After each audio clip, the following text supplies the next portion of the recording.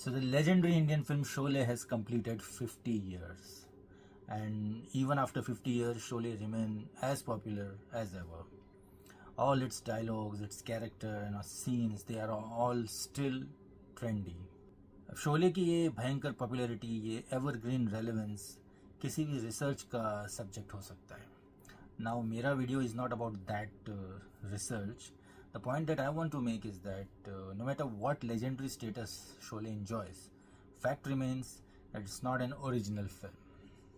इसकी कहानी, इसका कॉन्सेप्ट और यहाँ तक कि बहुत सारे सीन्स कई फिल्मों से वैसे के वैसे उठा लिए गए हैं. कॉन्सेप्ट से शुरू करते हैं.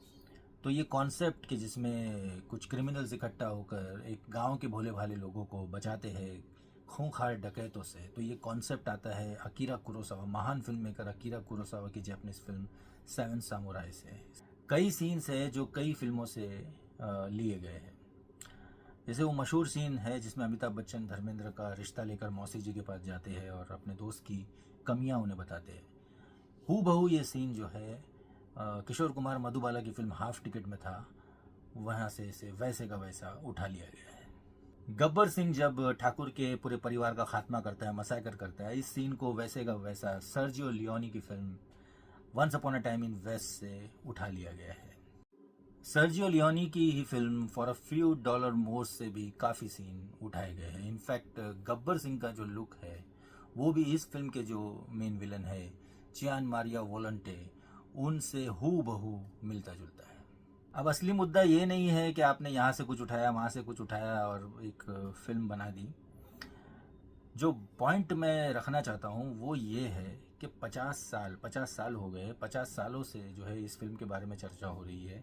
इस फिल्म से जुड़े लोग यानी director Ramesh Sippy, producer GP Sippy, writer Salim Javed और सारे एक्टर्स, इन सब लोगों ने न जाने कितने इंटरव्यूज़ दिए हैं. और अभी 50 साल जब इस फिल्म के पूरे हो गए तब भी जावेद साहब का इंटरव्यू आया, रमेश सिप्पी साहब का इंटरव्यू आया. मैंने वो इंटरव्यू देखा, पहले के भी इंटरव्यू देखे. किसी भी इंटरव्यू में इन लोगों ने इस बात का इकरार नहीं किया है कि इन लोगों ने यहाँ से ये सीन जो है ये उठाए हैं या इन्होंने इंस्पिरेशन ली है या फिर सीधा सीधा उठाया है. जब भी इंटरव्यू में इनसे पूछा जाता है कि किस तरह से शोले का आइडिया आया, किस तरह से शोले फिल्म बनी, तो बड़ी बड़ी बातें होती है. ये आइडिया ऐसे आया, अचानक आया और फिर डेवलप होते होते इतना बड़ा हो गया, ये वो. कभी ये लोग ये नहीं कहते कि हमने सर्जियो लियोनी की सारी वेस्टर्न फिल्में देखी और देखकर इंस्पिरेशन ली और वहाँ से ये डिसाइड किया कि कौन कौन से सीन जो है यहाँ से हमें उठाने हैं. कभी इन लोगों ने ये नहीं कहा कि हमने सेवन सामुराई देखी और उसका जो कॉन्सेप्ट है वो हमें बहुत पसंद है और हमने सोचा कि इसको इंडियनाइज करते हैं.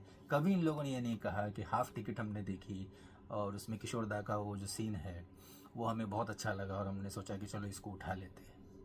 What about intellectual honesty? हाँ जावेद साहब, you want us to accept you as creative genius. तो आपकी क्रिएटिविटी, आपका जीनियस है क्या? Concealment of source.